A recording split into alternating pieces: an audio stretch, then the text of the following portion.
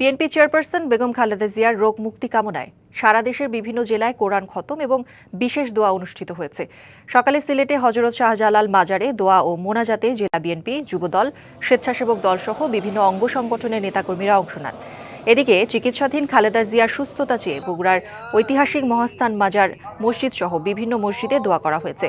এ সময় জেলা বিএনপির সহ সভাপতি মীর শাহে আলম সহ দলের বিভিন্ন স্তরের নেতাকর্মী ও সাধারণ মুসল্লিরা অংশ নেন।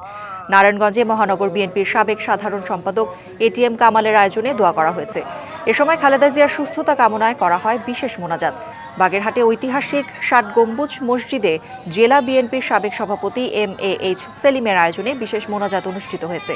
এছাড়া নাটোরেও বিভিন্ন মসজিদে খালেদা জিয়ার সুস্থতার জন্য করা হয়েছে দোয়া।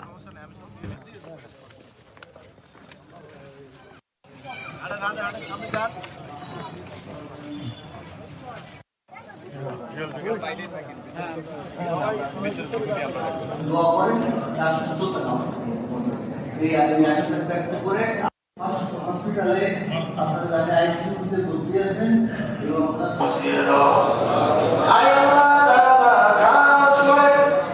স্বাধীনতার ঘোষক শহীদ প্রেসিডেন্ট জিয়াউর রহমান